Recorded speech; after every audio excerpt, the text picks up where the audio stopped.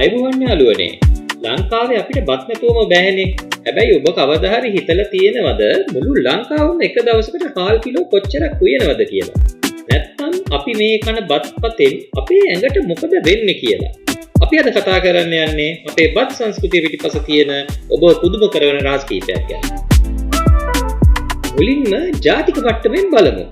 ලංකාවේ මිලියන 23ක ජනතාවක් ඉන්නවා. මේ හැමෝම එකතු වෙලා එක දවසකට විතරක් වියලි හාල් කිලෝ මිලියන 9.45ක් උයනවා.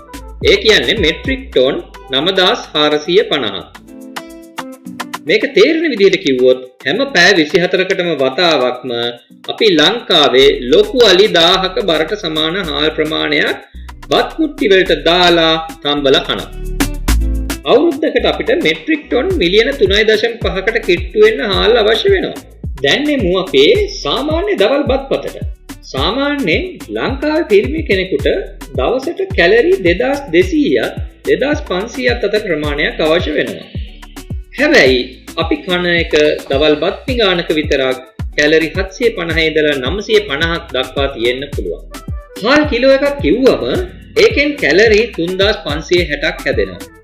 ඉතින් අපි පිඟානට දාගන්න බත් ටිකෙන්ම විතරක් කැලරි 450ක් එනවා. අපේ පරිප්පු හොද්දට කුකුල් මස් හොද්දට දාන පොල් කිරි සහ අපි ආසාවෙන් කන පොල් සම්බෝල නිසා තවත් කැලරි 300ක් 400ක් එකතු වෙනවා. පොල් කියන්නේ කැලරි වැඩියෙන් තියෙන හැබැයි බත්පත රස කරන රහස් සාධකයක්. විද්‍යාත්මකව බැලුවොත් අපේ ඇඟට අවශ්‍ය ප්‍රමාණයට වඩා දවසකට කැලරි 1000ක් වැඩියෙන් ගත්තොත් දවස් 30ක් යද්දී අපේ බර කිලෝග්‍රෑම් 4කින් වැඩි වෙනවා. ඒ කියන්නේ දවසකට එක අමතර බත් පිඟානක් වැඩියෙන් කෑවොත් මාසෙකින් ඔබ කිලෝ 4ක් මහත් වෙනවා කියන එක. හැබැයි යාළුවනේ අපි හැමෝම අපේ බත්පතෙන් හරියටම භාගයක් අඩු කරලා කැලරි ප්‍රමාණය 2200 සීමාව පාලනය කරගත්තොත් මොකද වෙන්නේ? පළවෙනි දේ අපිට නිරෝගී වෙන්න පුළුවන්.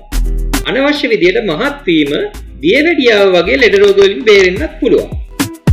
දෙවෙනි දේ ජාතික වශයෙන් අපිට අවුරුද්දකට හාල් මෙට්‍රික් ටොන් මිලියන 1.7කට වඩා ඉතුරු වෙනවා.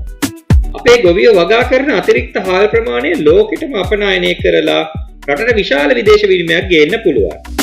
ඒ වගේම ඔබේ පවුලේ මාසික වියදමෙන් ලොකු මුදලකුත් ඉතුරු වෙනවා. ඉතින් රසට කන ගමන් සෞඛ්‍ය ගැනත් හිතන්න. මේ වීඩියෝ එක වටිනවා කියලා හිතුණා නම් ලයික් කරලා යාළුවන්ට බලන්න ෂෙයා කරන්න. තවත් මේ වගේ වීඩියෝ එකකින් හමු වෙමු. සුබ දවසක්.